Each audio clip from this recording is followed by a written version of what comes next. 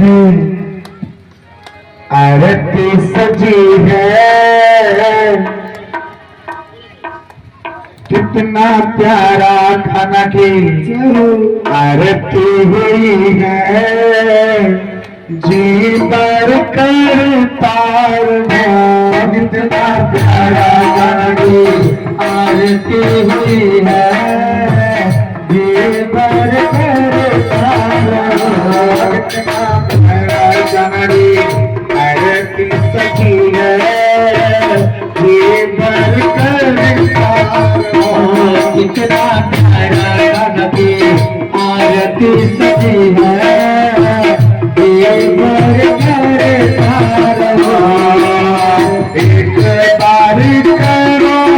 अनेक बार करो फिर भी जीना पहले में 1000 बार करो। कितना प्यारा नबी आरती सजी है।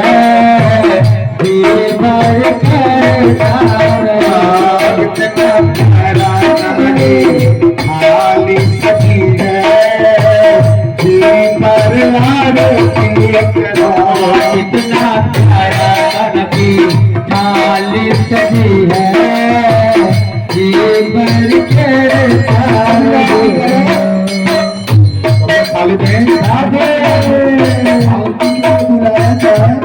क्या बात है। से नहीं आता कर सकते ऐसी बात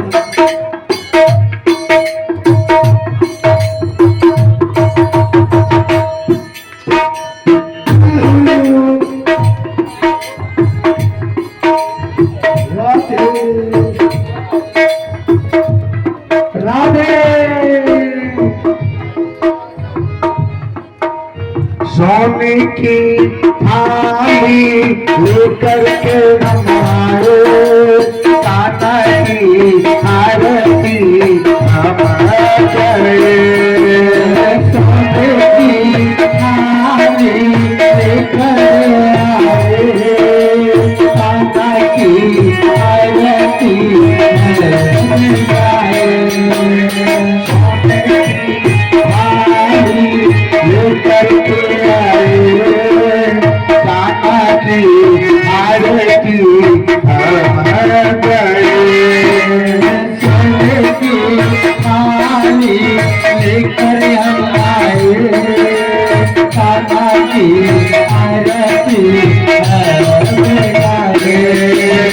थाली सजा के हम सब आरती उतारे कान्हा की आरती हम थाली सजा हम आरती गाए कान्हा की आरती हम गाए। कितना प्यारा कितना अच्छा थाली सजी है। कितना अच्छा कितना प्यारा थाली है।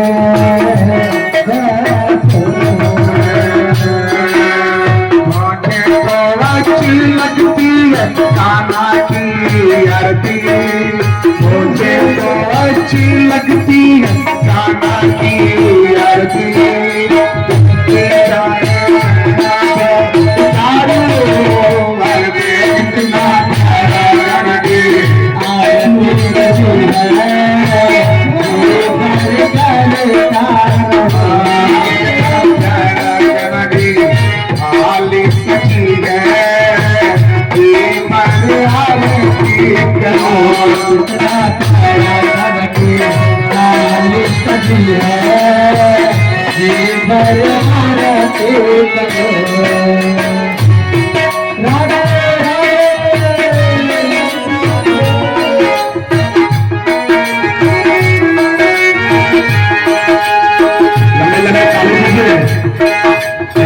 थाली देंगे भगवान जी की आरती में थाली होना चाहिए।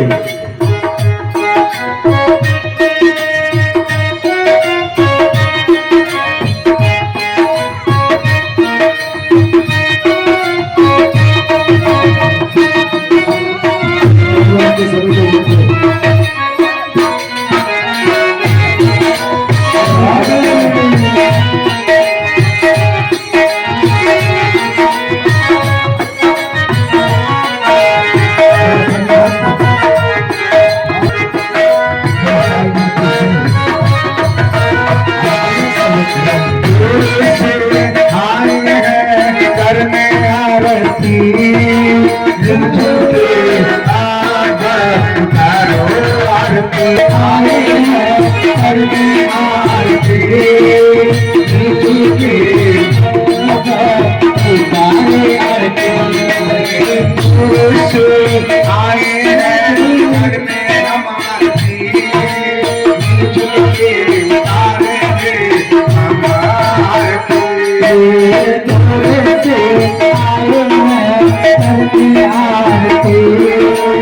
मिलजुल के खाना की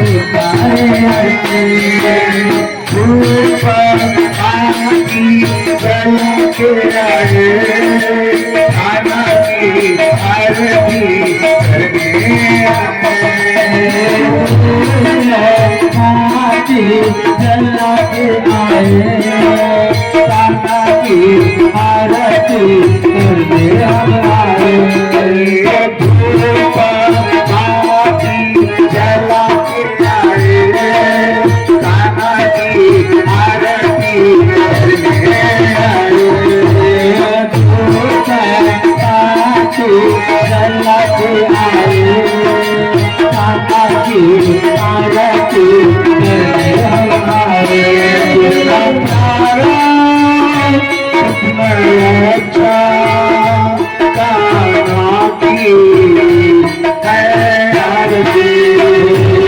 कितना प्यारा कितना अच्छा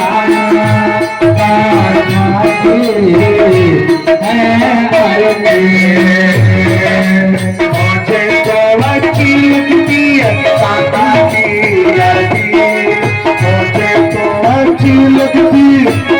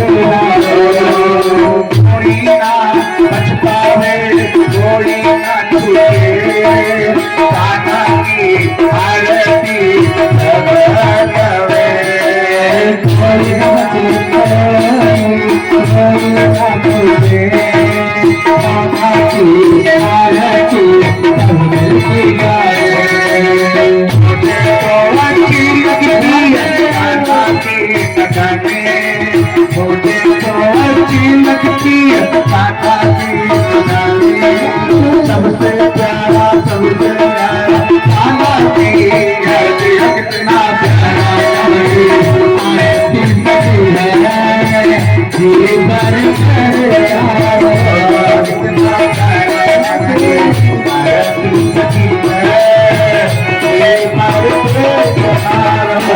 कितना खाना करके आरती सजी है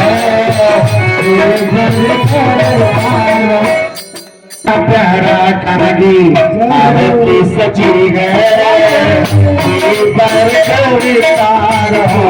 कितना प्यारा कनगी आरती सजी है जीवन करता रहो कितना प्यारा कनगी आरती सजी है जीवन करता रहो कितना प्यारा कनगी आरती सजी है जीवन करता रहो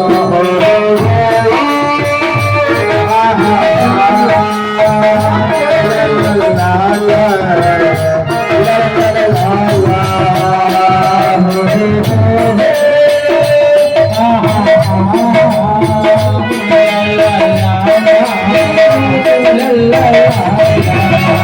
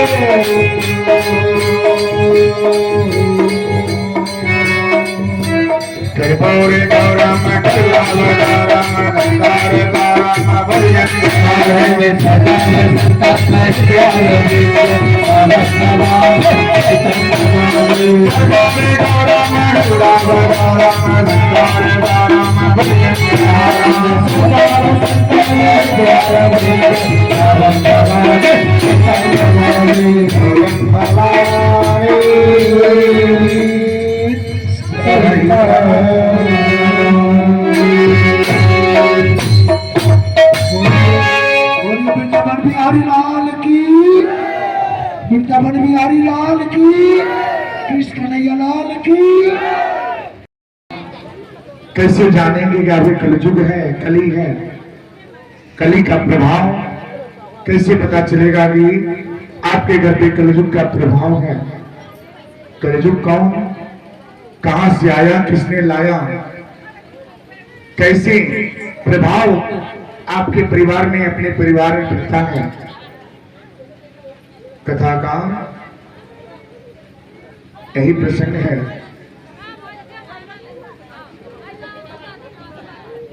जब द्वापर का अंत हो रहा था और कलयुग का आगमन था, उसमें राजा परीक्षित चक्रवर्ती सम्राट थे। जब नगर के लिए निकले तो देखे क्या हर मकान में, हर घर में ताले लग रहे हैं। ध्यान से सुनिएगा सब लोग, अपना जो मन है विचलित न करेंगे। मन विचलित करेंगे तो कथा कैसे सुनेंगे? ध्यान से लगा करके कथा सुनिए। कथा सुनने का तात्पर्य होता है कि चिंतन मनन, चिंतन करना, मनन करना और यहां से कुछ लेके जाना। अब कब जाने कि भगवत भगवान जी का आगमन कब इस नगर में होगा? बहुत ही भाग्य है आप लोगों का कि भगवत भगवान जी का आगमन इस नगर में हुआ है और भागवत कथा सुनने का कृपा प्रदान हुई है आपको।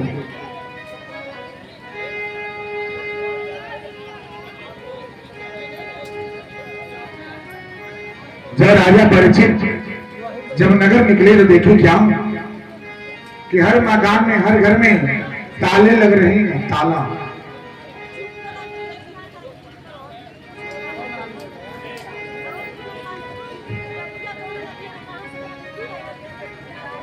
हर मकान में ताले लग रहे हैं। ताले का तात्पर्य क्या है?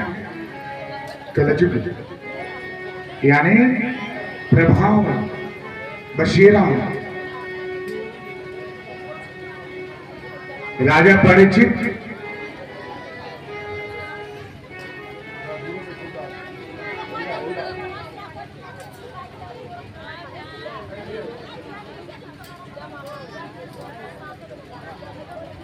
जब राजा परीक्षित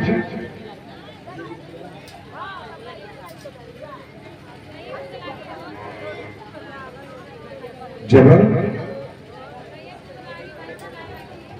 गए तो उस व्यक्ति से पूछे, अरे भाई हमारे राज में मकान में ताले लग रहे हैं, क्यों? व्यक्ति ने बोला, महाराज आपको पता नहीं, कलयुग का आगमन है।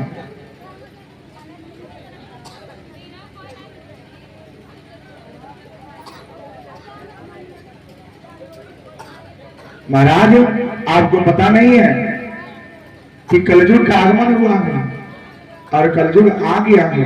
राजा परीक्षित बोले, क्या कलयुग? हमारे रहते हैं राज्य में कलयुग? ऐसा हो ही नहीं सकता, इसलिए हम मकान में ताले लगा रहे हैं। ताले, हर मकान में ताले लगते हैं, आपके भी मकान में ताले लग जाते हैं। अगर सास बहू है, सास बहू, देवर देवरानी जेठानी अगर हो ना, अगर जेठानी भी अगर अपने कमरे का, अगर मायके में एक शादी पड़ जाए, विवाह पड़े ना, तो अपने कमरे का ताला मार करके वो सीधे चाबी अपने पास लेकर के जाती हैं। क्यों? क्योंकि उनके देवरानी पे विश्वास नहीं है, अपने सासू माँ पे विश्वास नहीं है। नहीं है क्योंकि रखे हुए धन सब ले लेंगे, जान लेंगे कि इसने कितना रखा है। तो बहू भी अपने ही कमरे में ताले लगा करके जाती हैं, चाहे वो 2 दिन रहे या 10 दिन रहे। ऐसा होता है ना। सास भी अगर बहू के रहते, सास के घर पे अगर उनकी मायके में अगर शादी विवाह बढ़ गया या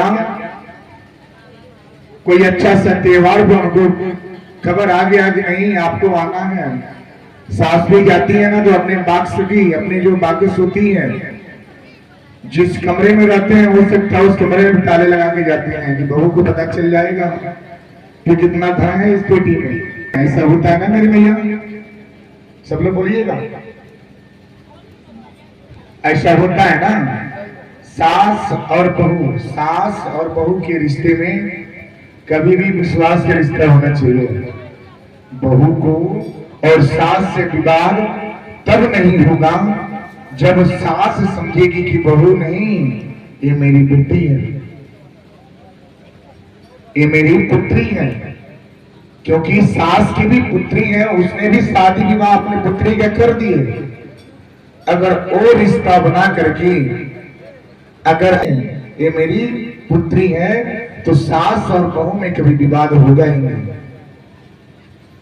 लेकिन बहुओं के लिए भी एक विचार है, अगर बहू समझे नहीं, ये सास नहीं, ये मेरी माँ है, मेरी माँ। जिस तरह से आप अपने माँ का कदर करते हैं, आप अपने माँ का सम्मान देते हैं, अपने पिता का सम्मान देते हैं, उसी तरह से अपने सासू माँ को माँ समझें और अपने ससुर जी को अपना पिता समझें, उस घर में कभी विवाद नहीं होगा। विवाद तब होता है क्या कि मैं बहू हूं और मैं सास हूं। सास और बहू ये रिश्ते जब बन गए तो विवाद तो निश्चित ही होना है। ये मत भूलिए कि सास भी कभी बहू थी, वो भी बहू थी, उनके ऊपर भी सास थी। सास जो करती थी वो बहू करती थी, लेकिन बहू से ही सास बनी है। पहले बहू बनना पड़ता है, पहले बेटी का रोल आता है, उसके बाद बहू का आता है, उसके बाद सास का आता है, सास के बाद फिर से बेटी, बेटी के बाद बहू, बहू के बाद सास। लेकिन जब सास समझे कि नहीं मैं सास हूं, मेरा घर में राज चलेगा, मैं ही सबसे बड़ा हूं, तो कहां से होगा। सास अगर अपना चलाए और बहू अपना चलाए तो घर तो ऐसे ही बिखरेगा। तो घर को जोड़ के रखने का मुख्य उद्देश्य है कि सास अपने बहू को बेटी समझे और बहू अपने सास को मां समझे, वो घर चलेगा। आज के समय में देखिए, सास और बहू अगर पति देव अगर बाहर रहे ना, केवल सास बहू और ससुर हैं, तो कैसा चलता है। बहू अगर भोजन पकाते हुए तो सास भोजन करे या न करे, लेकिन पहले अपना नाश्ता होना चाहिए, अपना भोजन होना चाहिए। सास दोपहर को भोजन करे चलेगा, लेकिन बहू बोलेगी क्या मैं समय से भोजन नहीं करे तो बीमार पड़ जाऊंगी।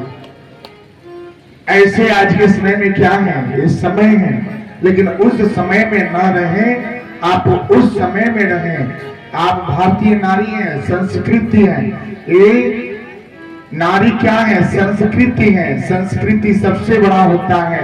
आप अपना संस्कार, अपनी संस्कृति जब भूल जाएंगे तो आप अपनी पहचान भूल जाएंगे, आपका पहचान नहीं रहेगा मेरी भैया।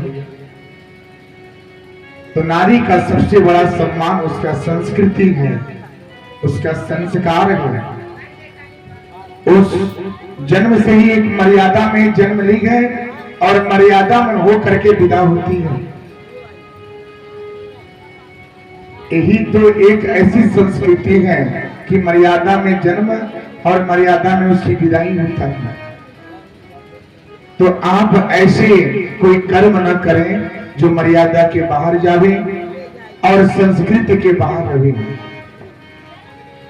अपना संस्कार, संस्कृति को हमेशा बना के रखें। आपकी जो बेटियां हैं वो आपके बराबर हो जाती हैं, फिर भी आधुनिक युग में देखिए पता नहीं चलता है कि माँ और एक तरफ सास को खड़ा कीजिए और एक तरफ बहू को खड़ा कीजिए, अंतर ही नहीं पड़ेगा कि सास कौन है बहू कौन है। कौन है बताना पड़ता है ना, ये मेरी सासू माँ है और मैं इनकी बहू हूं। तो सास को भी अपना मर्यादा नहीं खोना चाहिए। बहू को तो मर्यादा में ही बहू कदम रखी है, लेकिन सास को भी चाहिए कि हमें क्या करना चाहिए। पहनावा, उठना बैठना, खान रहन सहन, स्वभाव, संस्कार, आचरण, विचार, गुण, ये सब क्या है घर से ही उत्पन्न होते हैं और घर में क्या होते हैं खो जाता है, जो लुप्त हो गया है, जो दिखता नहीं है। मैं दो शब्द अब इस पे ही विचार कर लेते हैं।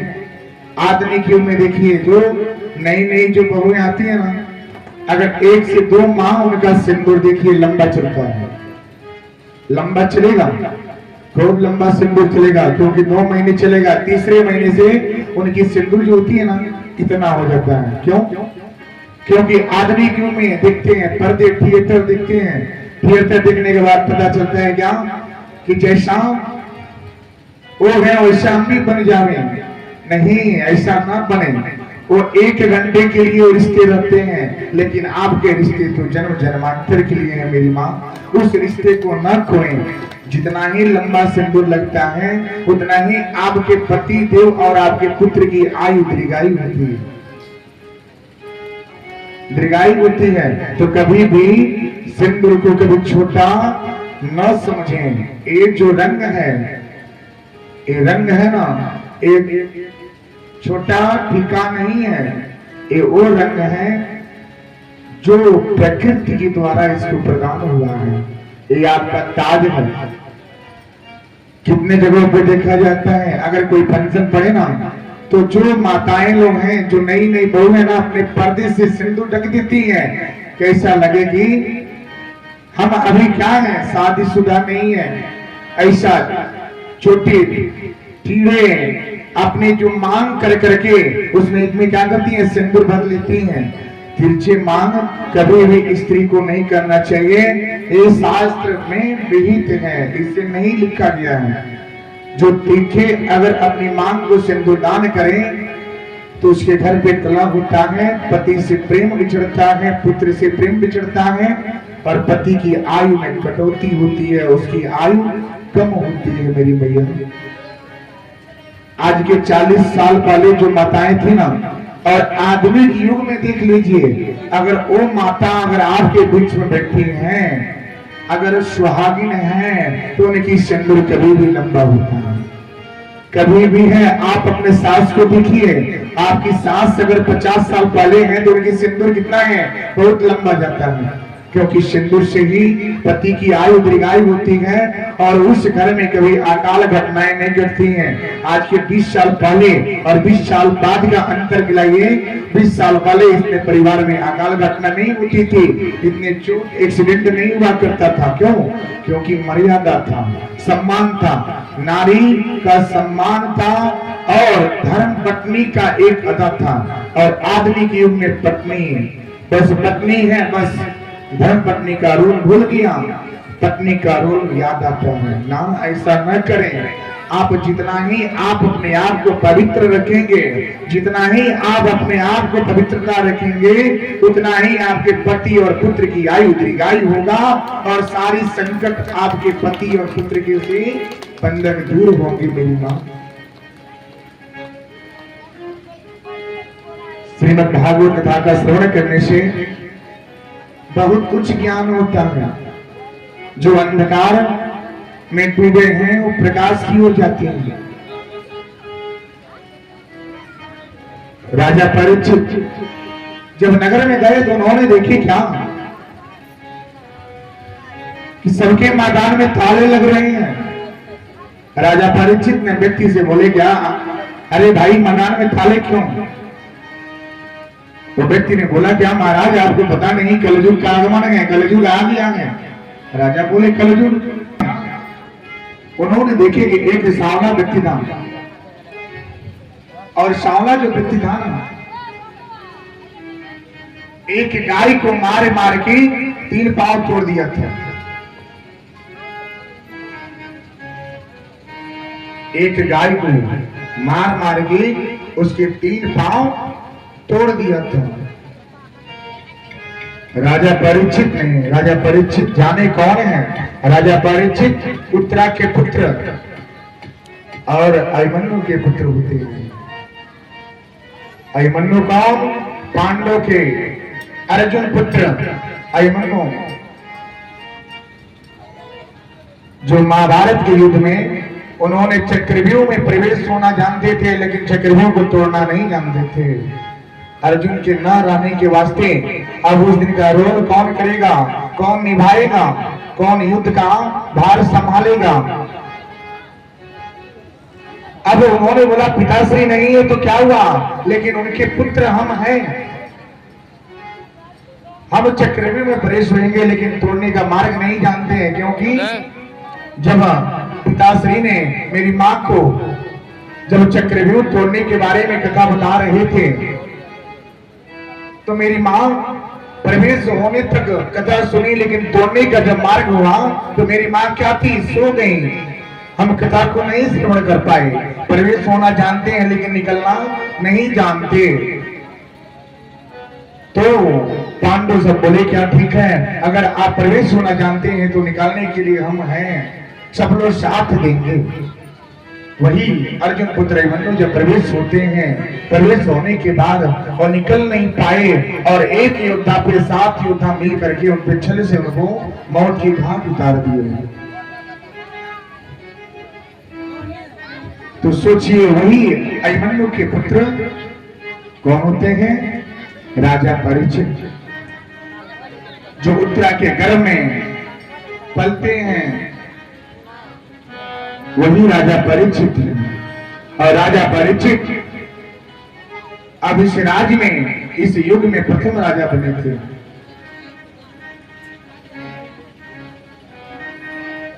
जब उन्होंने सावरे व्यक्ति से पूछे कि भाई क्यों गाय को मार रही हो, व्यक्ति ने बोला कि महाराज जब तक ये गाय इस नगर में रहेगी तब तक हमारा यहाँ पे बसेरा नहीं होगा। गाय गाय क्या है? सीधे साधे सरल होते हैं। गाय सीधे होते हैं, कितने सीधे होते हैं, जहां पे उनको बांध दीजिए वहीं पे खड़े रहेंगे, जो डालेंगे वो खा लेंगे, लेकिन बोलने नहीं जाएंगे कि हमको ये चाहिए, एक स्थान पे बधे रहेंगे। चलिएगा तो देखें गौ की सेवा कितने लोग करने वाले, कितने लोग हैं, कितनी माताएं हैं जो गौ की सेवा करती हैं, उनको स्नान कराते हैं, उनकी जो घर है वो घर को साफ सफाई करते हैं। कितनी माताएं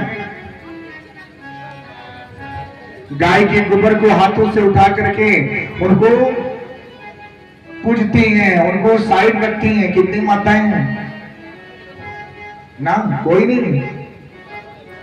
क्या बात है, इतने बड़ा नगर में कोई नहीं।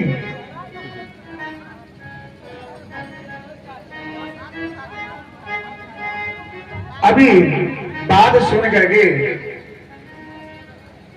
अब इतना बड़ा सुन करके इस बड़ा इतना नगर में गौ की सेवा कोई नहीं करता। गौ क्या है? लक्ष्मी स्वरूप है। गौ की सेवा करना चाहिए। जिस घर पे गौ सेवा होता है, जिस घर पे गौ अगर सेवा हुए ना, उस घर पे नकारात्मक शक्ति कभी प्रवेश नहीं होगा। गौ का कभी भी जो अगर बांधे तो मकान के अपने गृह द्वार के प्रथम द्वार के सन्मुख रखा जाता है, और जिस द्वार पे गौ बधी है उस घर में कभी नकारात्मक शक्ति कभी प्रवेश नहीं होता, क्योंकि गौ क्या है? लक्ष्मी है, लक्ष्मी स्वरूप। जिसके कर्जे ज्यादा हो, जो कर्जों से दब चुका है, वो गौ की सेवा करके और प्रातः काल गौ की खुर को प्रणाम करें, उनको चरण छू करके प्रणाम करें, उनके अग्र जाकर के बोले कि हे माता, हम कर्ज से बहुत डूबे हैं, हमें कर्ज से मुक्ति चाहिए। आप गिन करके 31 दिन गिन करके उनकी सेवा कीजिए। आपको 32वें दिन कुछ प्रभाव थोड़ा थोड़ा दिखना शुरू हो जाएगा। लक्ष्मी स्वरूप है। जिस दरवाजे पे लक्ष्मी हो उस घर पे लक्ष्मी सदैव बनी रहती है, बसती है। गौ की दूध, गौ की दही, गौ का घी, गौ का मूत्र और गौ का गोबर, ये पांचों जो तत्व हैं गौ की, एक पूजन में लगता है, बड़े बड़े अनुष्ठान यज्ञ में लगता है ना मेरी मैया। तो गौ की गोबर का इतना महत्व है, गौ का मूत्र का इतना महत्व है, तो गौ की सेवा क्यों नहीं करती मेरी मां? गौ की सेवा करना चाहिए।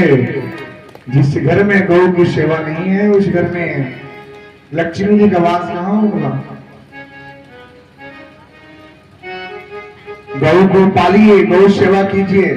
आधुनिक युग में देखिए लोग क्या करते हैं, बकरी पालते हैं, बकरी पालते हैं, और एक नहीं 10, एक घर में देखिए तो 4 बकरियां हैं, क्योंकि बकरी पालते हैं और उसके एक बच्ची की तरफ पाल पोष करके बड़ा कर देते हैं, और उसे क्या करते हैं, बेच देते हैं, बाजार में बेच दी जाती है, उसे धन बनाया जाता है।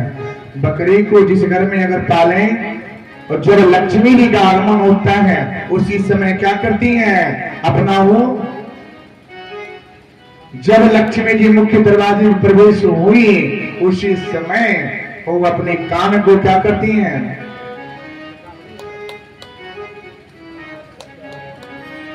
बजा देती हैं, और बजाने के वास्ते लक्ष्मी जी का प्रवेश नहीं हो पाता मेरी मां।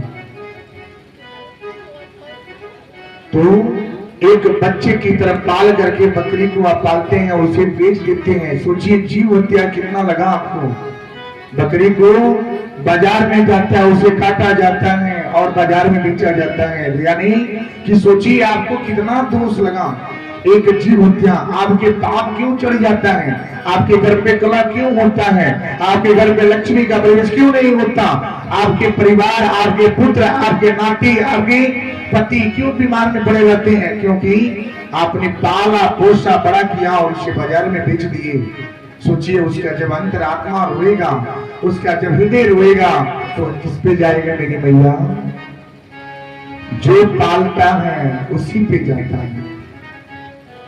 तो घर कभी सुखी नहीं रहेगा। तो इसको त्यागें और गौ की सेवा करें। गौ की सेवा करें। गौ की सेवा करेंगे तो आपको इसमें फल है और लक्ष्मी जी का आगमन से। राजा परीक्षित अब उस व्यक्ति से पूछे, भाई क्यों गाय को पीट रही हो, क्यों मार रही हो? वो व्यक्ति ने बोला, महाराज जब तक इस नगर में गाय रहेगी, जब तक इस नगर में गाय रहेगी ना, तब तक हमारा प्रवेश वर्जित है। संग में बछड़ा था, रो रहा है, गाय की आंखों से आंसू आ रहा है। राजा परीक्षित ने बोले कि मेरे राज्य में होकर के ऐसे कार्य कर रही है। उसने ऐसी विचारधाराएं रखी। उन्होंने बोला कि महाराज हमने बोल दिया जब तक गाय रहेगी तब तक बसेरा नहीं होगा। राजा परीक्षित बोले कि हमारे नगर से सिर्क दूर चले जाओ, क्योंकि यहाँ पे बसेरा नहीं है, नहीं है।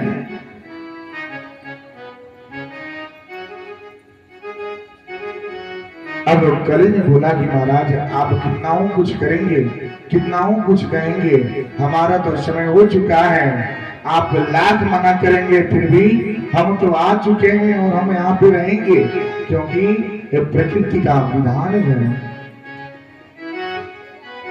राजा परीक्षित अब अपने आपा खोल करके खो दिए और युद्ध करने के लिए भी तैयार हो गए। फिर भी कलजुग ने नम्र होकर बोले कि महाराज इससे क्या मतलब है, क्या फायदा है? हम स्थान हमें 4 जगह रहने का ठिकाना दे दीजिए।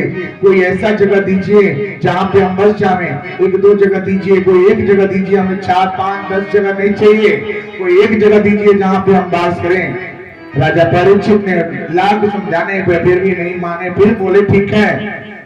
कलजुग ने बोला महाराज आप जो चक्रवर्ती सम्राट हैं, जो आप जनता को आप क्या करते हैं, अपने राज्य को कुशल देखते हैं, हम आपके राज्य में आए हैं तो हमको भी रहने का जगह दे दीजिए।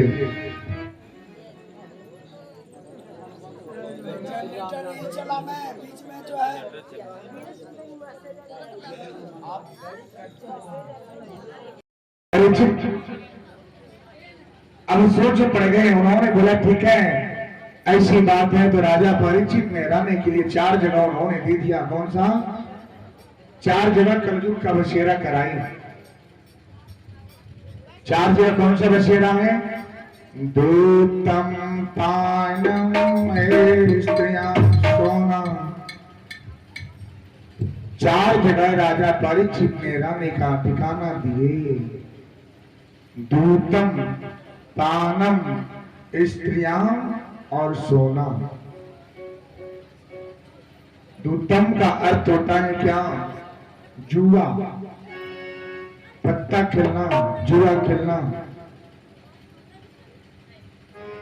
अब राजा परीक्षित ने कलयुग का बसेरा लाने के लिए एक जुए के अड्डे पे दे दिए कि जाओ वहां पे रहो। वहां पे कोई जाएगा नहीं, लेकिन उन्होंने सब कुछ भूल गए। राजा परीक्षित ने अपने विचार तो सही रखे, लेकिन अब इन्होंने छल करने के वास्ते 4 जगह तो मांगा, क्योंकि कलयुग का आगमन था। अब इन्होंने जुए के अड्डे पे बसेरा मांगा। जुआ क्या है? नाश नहीं, सत्यानाश। जिसके घर पे अगर पति देव अगर पत्ते खेले ना, पत्ते जिस घर पे पत्ते होता हो उसको त्याग देवें, क्योंकि पत्ते खेलना ये क्या है, नाश नहीं सत्यानाश है।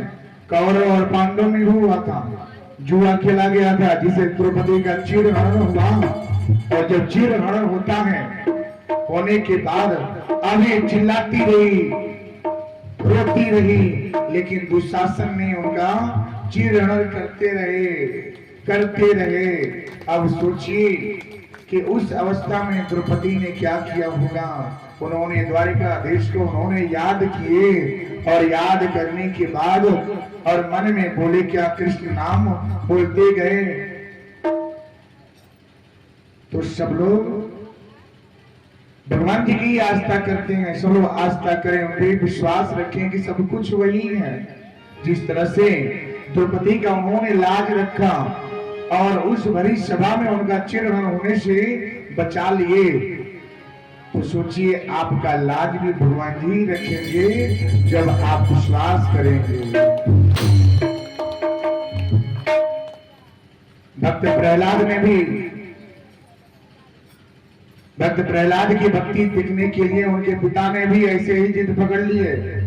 हिरण्यकश्यप ने बोले कहाँ है भगवान तुम्हारे, बताइए। प्रहलाद बोले कि ना हम बुलाएंगे। वो कैसे आते हैं? हिरण्यकश्यप ने बोले कि वो कैसे आते हैं। उन्होंने बोला कि आप सच्चे मन से बुलाएंगे तो आएंगे। उन्होंने बोला कि देखिए भगवान इस खम्भे में है। तो बोले क्या खम्भे में भगवान आएंगे क्या?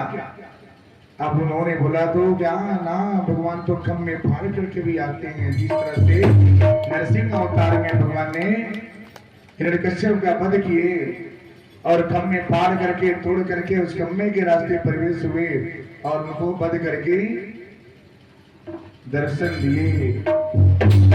मीराबाई को उनके पति ने विष का प्याला पिलाया और बोले क्या आज इनको, क्योंकि भक्ति में बहुत लीन रहती है, केवल भगवान जी का कृष्ण कृष्ण करती रहती है, हमारा नाम और निशान नहीं है, इसको हम क्या करते हैं, इसको अपने जीवन से ही हटा देते हैं। उसने विष का प्याला लाए, राणा जी ने विष का प्याला ला करके मीराबाई को दे दिए। मीराबाई ने प्रेम से उस विष को भी पी लिए, जिसका विष का भी अवसर नहीं हुआ, क्योंकि मांगने वाले मांगो प्रभु से, मांगने वाले मांगो प्रभु से, उनके दरबार में क्या मांगने वाले मांगो प्रभु से, उनके दरबार में क्या मांगने वाले मांगो प्रभु से, मांगने वाले मांगो प्रभु से, उनके दरबार में क्या मांगने वाले मांगो प्रभु से, उनके दरबार में क्या उनके बस में हटे ना दिलाना, उनके बस में हटे ना दिलाना,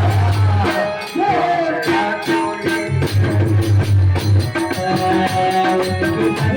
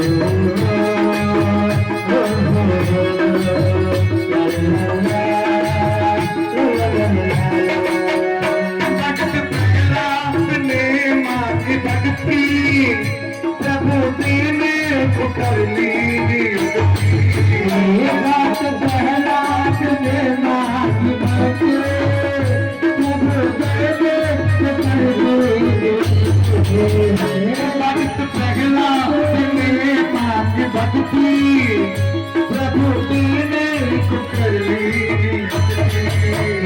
भक्त प्रहलाद देवा की भक्त प्रभु देवे तो कर दे प्रभु नरसिंह भगवान जी ने हम बोलते हैं भगवान जी हम पार करके आते हैं कैसे बता दो प्रभु नरसिंह का रूप बनाया प्रभु नरसिंह का रूप बनाया तो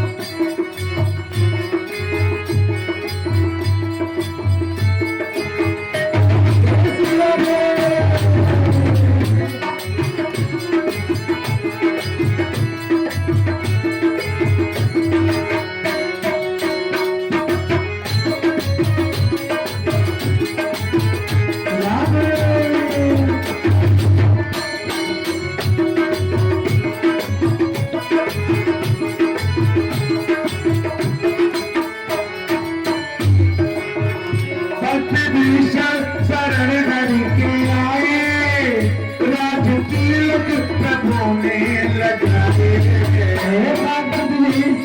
हरि के शरण आए राज तिलक प्रभु ने लगाए शरण हरि के आए राज तिलक प्रभु ने लगाए शरण हरि के आए राज तिलक प्रभु ने लगाए दुष्ट रावण को धरने सिखाया दुष्ट रावण को धरने सिखाया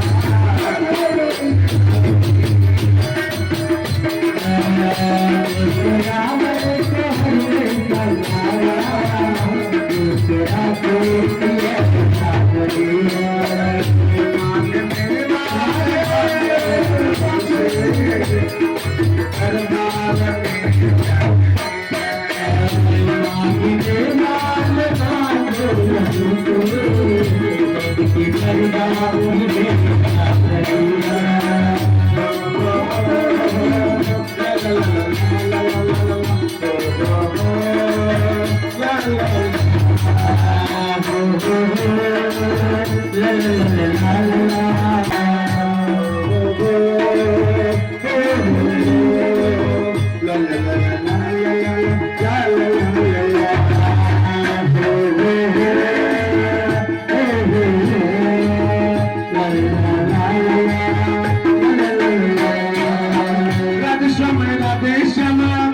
दूसरा को राधे श्याम कहिए राधे श्याम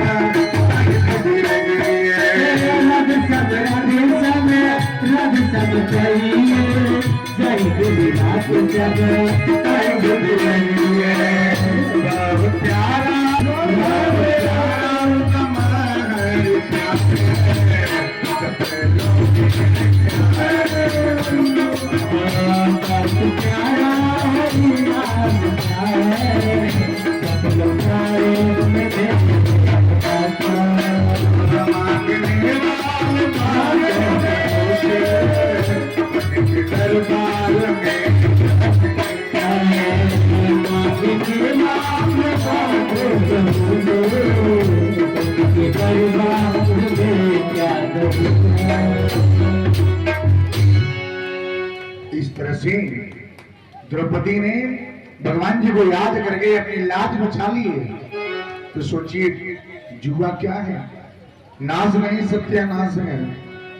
आप अपने पुत्री का विवाह करते हैं, एक अच्छे योग्य पर एक अच्छे लड़के ढूंढ करके विवाह करते हैं कि क्या इसके साथ जीवन व्यतीत हो जाएगा, जीवन व्यतीत हो जाएगा। लेकिन 2 महीने 4 महीने के बाद पता चलता है क्या ये लड़का तो क्या है, बहुत ही क्या है, मदिरा पान करता है, नशा करता है। और सोचिए उस लड़की का जीवन कितना कष्ट में जाता होगा मेरी भैया। वो सोचती होगी मेरे माँ बाप ने कैसे रिश्ते देखे, कैसे बनाए। वो एक कमरे में छुप छुप करके रोती है। पति आता है, मदिरा का सेवन करके आता है, उसे पीटता है, फिर भी वो कहने नहीं जाती, जीवन तो उसी के साथ काटता है। तो कभी भी आप क्या करें, अच्छे से जांच परख करके एक अपनी पुत्री का विवाह करें, क्योंकि पुत्री आपकी क्या है, सबसे बड़ा शान है। पुत्र तो भाग्य से है, लेकिन पुत्री सौभाग्य से मिलती है। तो कभी भी क्या है, मदिरा पान जिस घर में अगर पति देव करे ना, उसको त्याग दें, ये जीवन नहीं है। जितने रुपए का आप अगर मदिरा का सेवन करते हैं, उतने रुपए में आपके पूरा परिवार का एक वक्त का रोटी चल सकता है, एक समय का भर पेट रोटी चल सकता है। तो सोचिए कि आप अपने स्वार्थ के लिए आपने अपना सब कुछ किया, लेकिन आपके ही पीछे आपके जो जन्म लिए 2 बच्चे हैं, आपकी धर्मपत्नी है, वो कैसी व्यक्ति होगी जिस घर पे एक वक्त का रोटी नहीं होता होगा।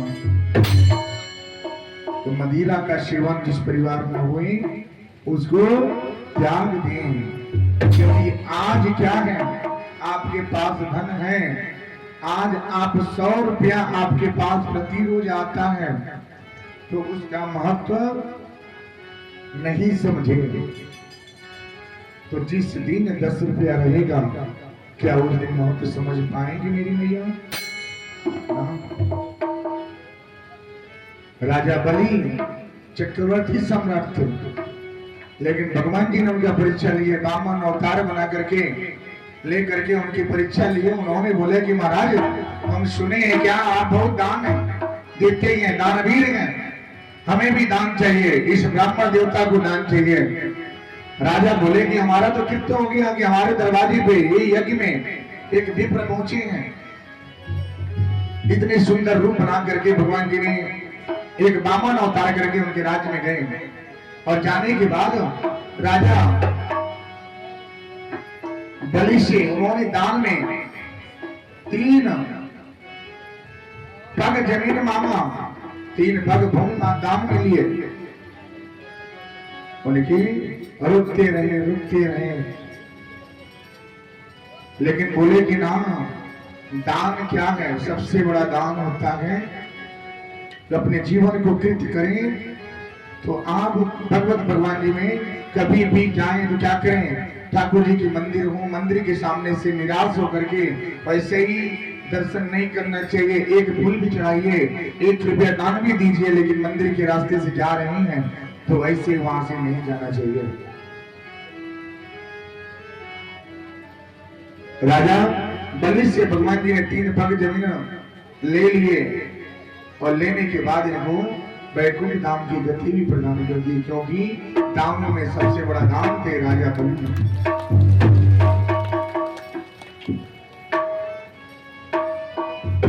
अब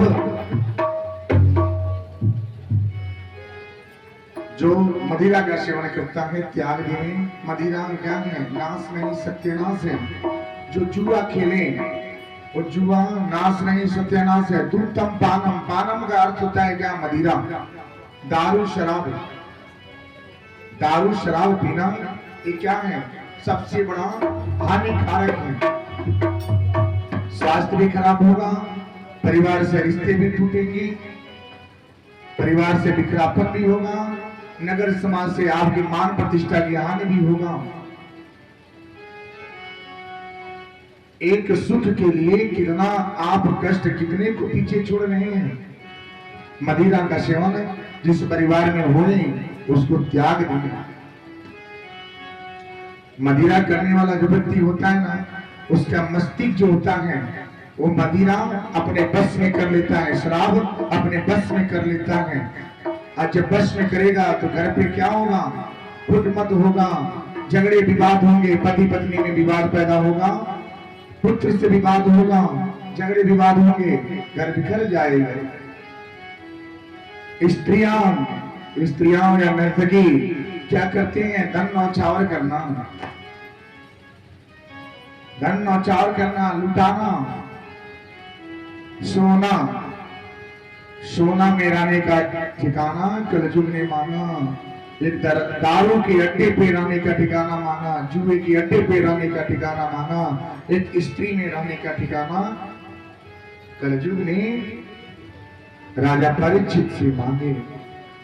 राजा परीक्षित को उसमें कुछ आभास नहीं हुआ, उन्होंने रहने का जगह दे दी। उसके बाद राजा परीक्षित जैसे ही अपने नगर, अपने महल आए,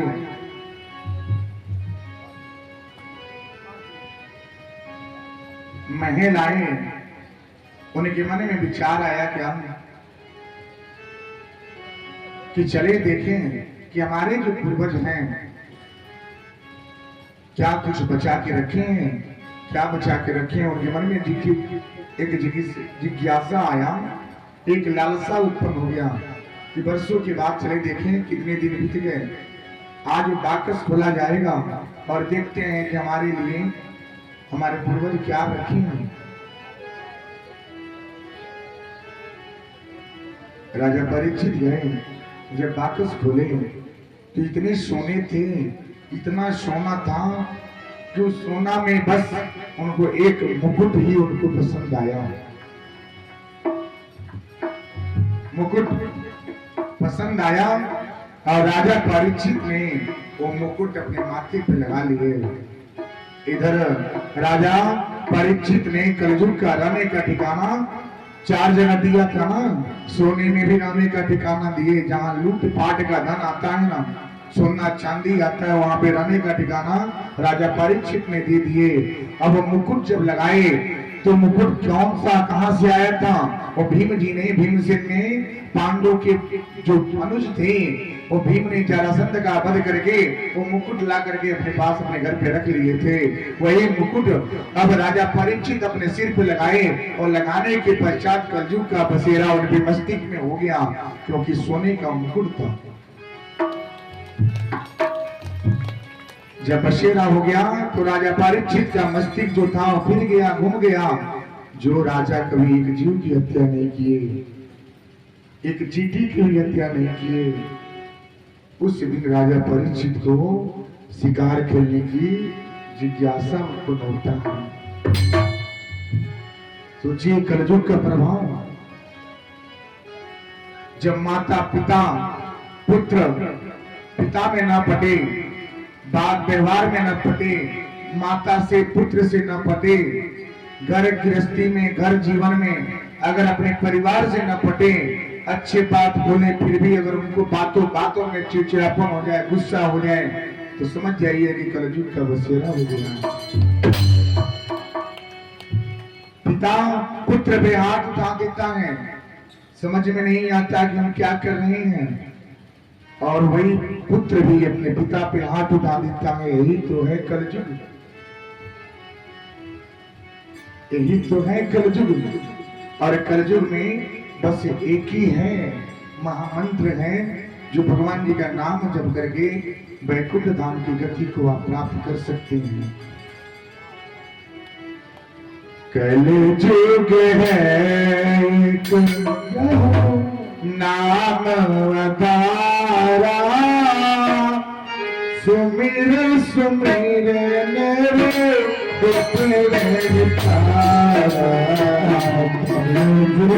है नाम अधारा, सुमिर सुमिर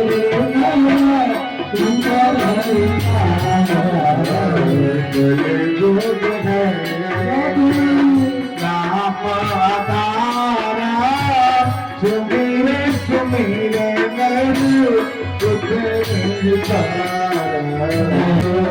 नाथ अधारा सुबेरे सुबेरे नैना उतराई तारा श्याम राधे श्याम कहिए जागे पिया श्याम जागे राधे श्याम राधे श्याम राधे श्याम कहिए जागी पिया के श्याम तारी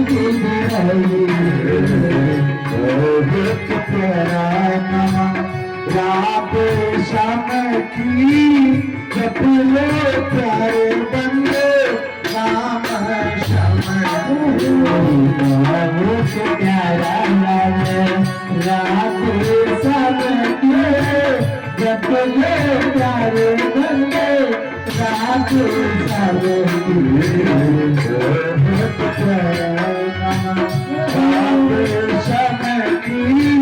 जपलो प्यारे बंदे बहुत प्यारा राधे श्याम के जपलो प्यारे बंदे राधे श्याम श्यामा राधे श्याम जया राधे श्याम राधे श्याम राधे श्याम राधे श्याम राधे श्याम सब मिल राधे श्याम राधे श्याम जपो राधे श्याम सब दिल के बोला राधे श्याम जपलो प्यारे राधे श्याम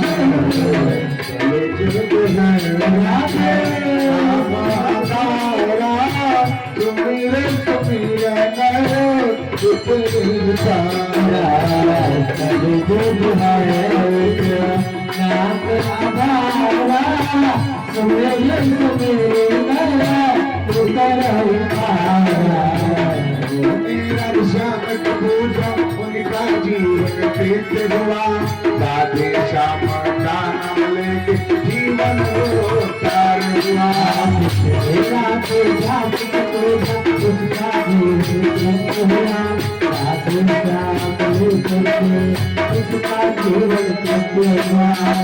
मेरा श्याम पूजा उसका प्यार हुआ राधे श्याम का नाम लेके जीवन हो प्यार हुआ मेरा श्याम पूजा उसका जीवन प्यार हुआ राधे श्याम राधे श्याम किसने बोला मन की बेटी किसकी हुई श्याम की जब करके मन का मौला फिर होए राधे श्याम जिसने बोला उसका जीवन प्रीत हुआ राधे श्याम उसका पूरा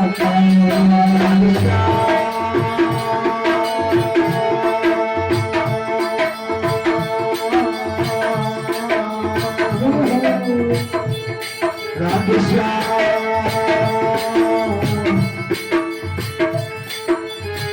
राधे श्याम राधे श्याम राधे श्याम कहिए राधे श्याम पाए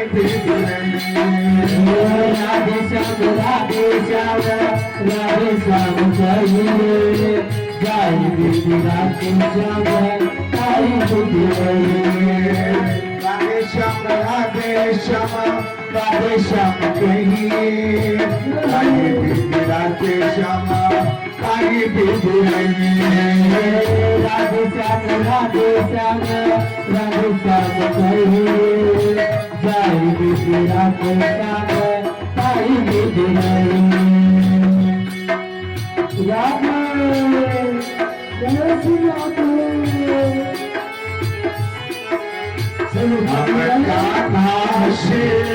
ऐसे मिलेंगे हम कान्हा से ऐसे मिलेंगे उनकी भगती हम करेंगे। हमें कान्हा से ऐसे देखे उनकी भक्ति हम करेंगे। हम कान्हा से ऐसे देखे उनकी भगती हम करेंगे। हम कान्हा से ऐसे देखे उनकी भक्ति हम करेंगे। राधे श्याम राधे श्याम राधे श्याम राधे श्याम राधे श्याम राधे श्याम राधे श्याम राधे श्याम राधे श्याम राधे श्याम राधे श्याम राधे श्याम राधे श्याम राधे श्याम। अब राजा परीक्षित मुकुट धारण करके चले गए शिकार खेलने। अब उस दिन उन्होंने निहत्थे कई जीवों की हत्या कर दिए। जिन्होंने एक जीव की एक चिट्ठी की हत्या नहीं की है, उस दिन उन्होंने कई निहत्थे जीव हत्या कर दिए। अब राजा परीक्षित सायंकाल समय में लौट रहे हैं, तो रास्ते में सम्यक ऋषि का आश्रम है। सम्यक ऋषि के आश्रम के पास पहुंचे सम्यक ऋषि के पुत्र हैं श्रृंगी ऋषि। अब जब वहां पहुंचे, पहुंचने के बाद सम्यक ऋषि ध्यान लगाए थे। ध्यान जो लगाए थे तो राजा परीक्षित ने उनको ध्यान खुला, ध्यान उनका नहीं खुला। तो राजा परीक्षित के मन में ऐसा ही कलयुग का बसेरा हो गया था। उन्होंने सोचा क्या कि लगता है ये ऋषि मुनि जो है ये क्या है, झूठी ढोंग कर रहे हैं। उन्होंने कहीं से मरा हुआ सांप ला करके सम्यक ऋषि के गले में डाल दिए। अब ये दृश्य उनके पुत्र श्रृंगी ऋषि देखे होते हैं, वो दौड़े हुए आए, बोले कि महाराज ये आपने क्या किए। मेरा पिताजी एक तपस्या में लीन थे और आपने उनका तपस्या भंग किए हैं। हम आपको श्राप देते हैं क्या कि यही सर्प मरा हुआ जो सांप है वो 7वें दिन आपको नाग के रूप में डसेगा और इसके डसने से आपकी मृत्यु हो जाएगी। राजा परीक्षित तभी उनको ख्याल नहीं आया, उनके मन में विचार नहीं आया कि मैं गलत किया हूं। वो सीधे चले गए घर पे, कुछ नहीं सुने। वो घर पे गए और अपने महल में जैसे प्रवेश किए, अपना मुकुट जैसे उतारे, उनको ख्याल आ गया। ख्याल आया कि मैंने क्या कर दिया है, क्या कर दिए हैं। ऐसे विचारधाराओं से ऐसे प्रश्न उनके मन में आता है कि अब तो श्राप लग गया है, करे तो करे क्या। ये बार बार उनको ये प्रश्न सता रहा है। अब ये सोच के घबरा गए, मन उनका सुने नहीं, चिंतित हो गए। चिंतित होने के बाद भी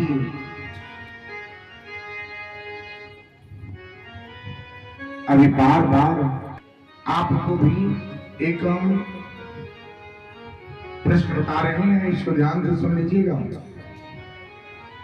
क्या करने से आपकी गरीबी आ जाती है और क्या करने से आप अमीर बन जाते हैं, इसको थोड़ा सा आप नोट कर लीजिए।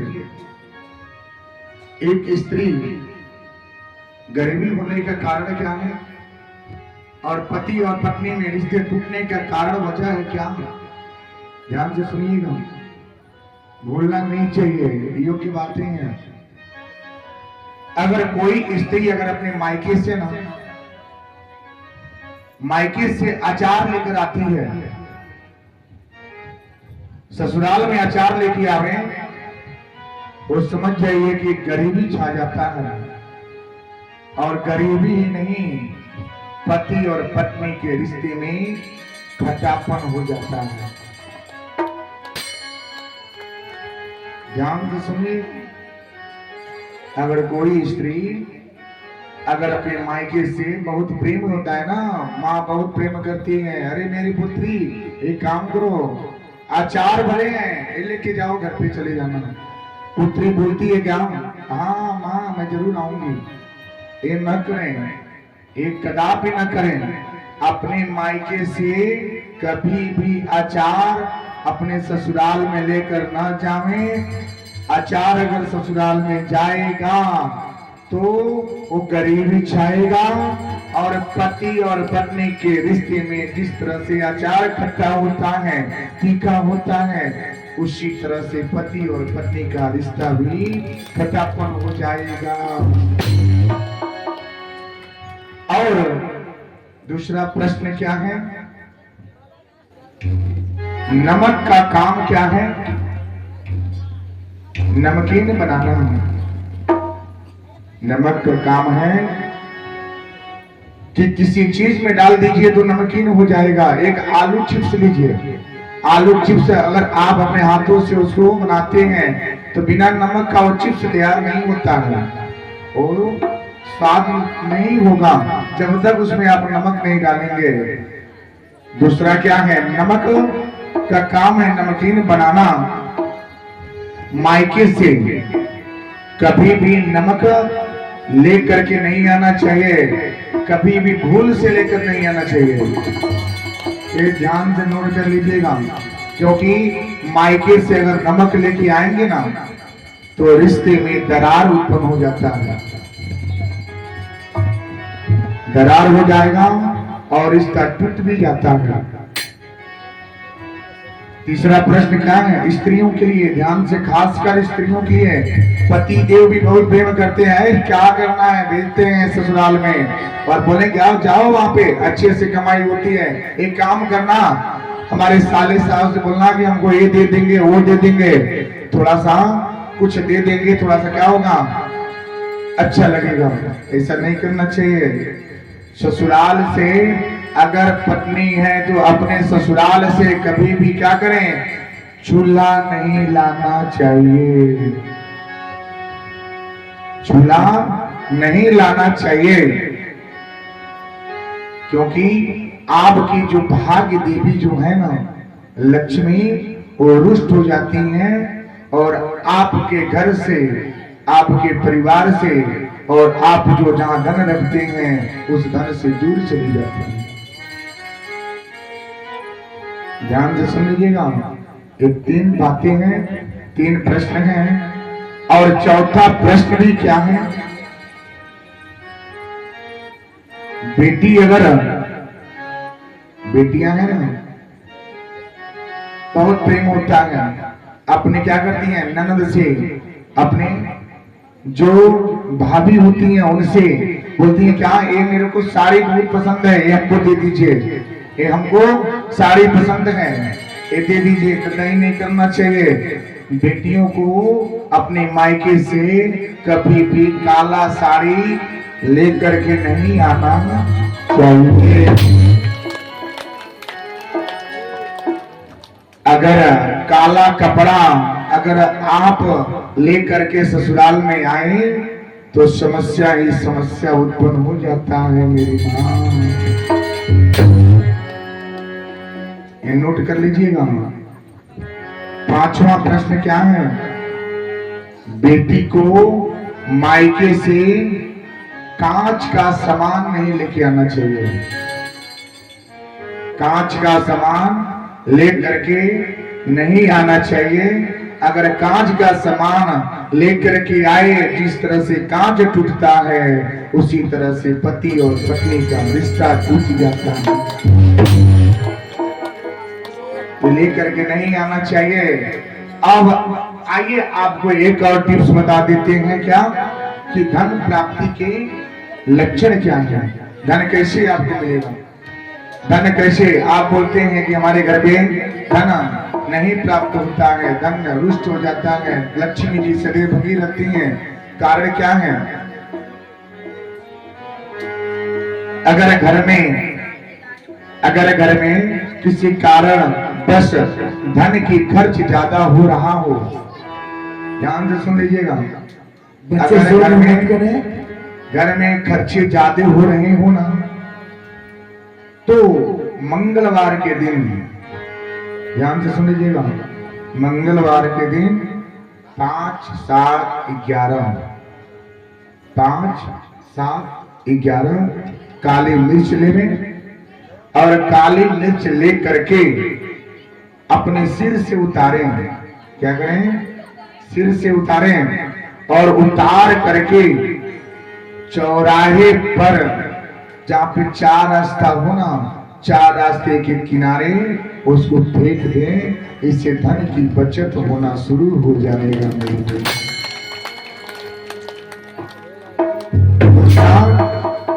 गुरुवार के दिन धन बचाने के उपाय सुनिएगा। गुरुवार के दिन हल्दी के 7 गांठ लेवें। क्या लेवें?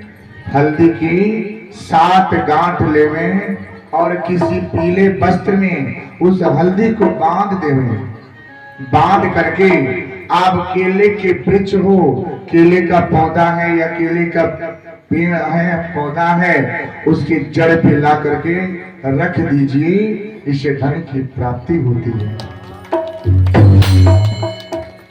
तीसरा क्या है? गुरुवार के दिन कुछ दिन तक ध्यान से सुनिएगा, आपके लायक है शब्द निकल रहे हैं। ये लक्ष्मी स्वरूप है ना, बोलते हैं कि हमारे घर पे धन नहीं मिलता, हम बहुत तंगी हैं, आर्थिक स्थिति बहुत कमजोर है। स्त्रियां हैं, माताएं हैं, ध्यान से सुनिएगा, क्योंकि घर की गृहिणी है, आप लक्ष्मी स्वरूप हैं, इसको आप अपना के रखें। गुरुवार के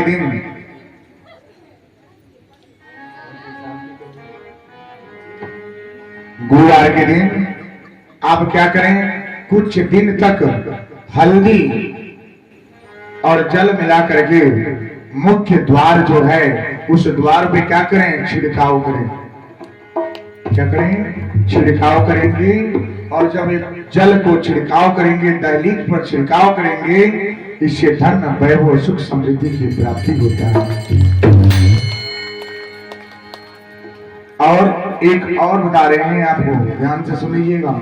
शुक्रवार के दिन धन बचाने के उपाय। शुक्रवार के दिन आपके पोटरी समझते हैं, तिजोरी में क्या करें? कमलगट्टा की माला लेवें। कमलगट्टा लक्ष्मी की माला होती है। कमलगट्टा की माला लावें और उसे लाल कपड़े में बांध करके रखें। अपने तिजोरी में क्या करें? रख दें। और प्रातः और सायंकाल समय पे उनको क्या करें? धूप दिखावें। इससे आपको धन की वृद्धि होती है और गरीबी दूर होता है। बोलिए राधे राधे। अब एक नुस्खे क्या करें? इसको अपना लें और अपना करके इसे अगर लिखना है तो लिख सकते हैं और अपने घर पे इसे प्रयोग कर सकते हैं। ये क्या है? शास्त्र की ज्ञान है, ये अचूक उपाय है, ये टुटके हैं, ये अचूक उपाय है। इस उपाय से जो बड़े बड़े शस्त्र काम नहीं करते, वहां पे क्या होता है? टुटके काम करते हैं। तो टुटके से ही काम करें और धन, सुख, समृद्धि को बचाएं। कभी कभी क्या होता है ना, बड़े से बड़े डॉक्टर अगर कोई मरीज को इलाज नहीं कर पाते तो छोटे डॉक्टर ही उसका इलाज कर देते हैं। होता है ना मेरे वहां? तो ऐसा ही करें, आप टुटके को अपनाइए, इससे हर चीज की प्राप्ति होगा। धन, सुख, समृद्धि मिलेगा, सुख शांति मिलेगा। अगर किसी बच्चे को अगर बुखार नहीं उतर रहा है, उसके बाद अगर ऊपरी कोई दोष है, छाया है, नजर दोष है, तो क्या करें? एक नारियल लावें और नारियल को 7 बार उस बच्चे के सिर से उतारिए और हनुमान जी के मंदिर अगर आपको दिखे, हनुमान जी के मंदिर के पास जा करके वो जलदार नारियल को तोड़ दीजिए और हनुमान जी का चढ़ा हुआ सिंदूर जो है उस बालक के मस्तक पे लगाइए। महीनों का लगा हुआ नजर दोष दूर हो जाएगा।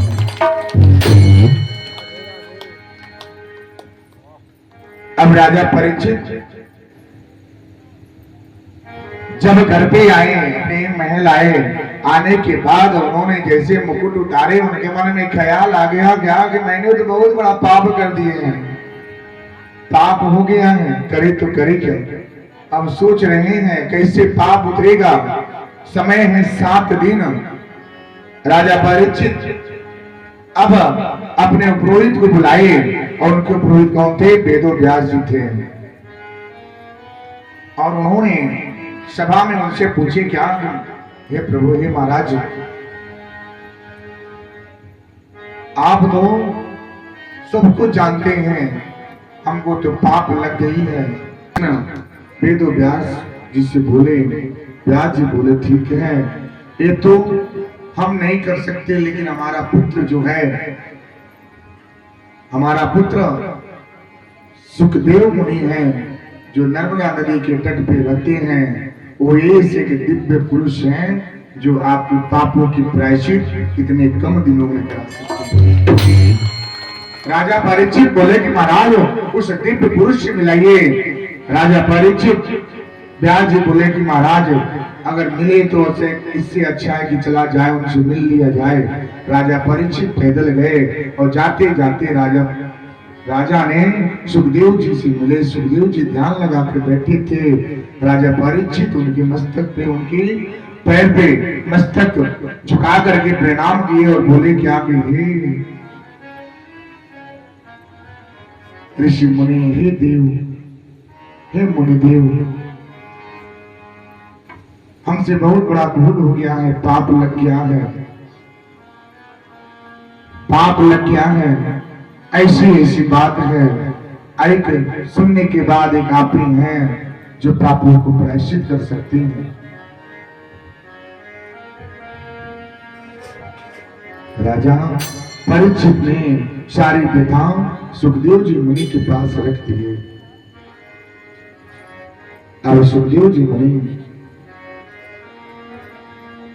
विचार करके बोले ठीक है, आपको साप्ताहिक श्रीमद् भागवत कथा का अनुष्ठान करना होगा, इसी से आपको पापों की प्रायश्चित होगी।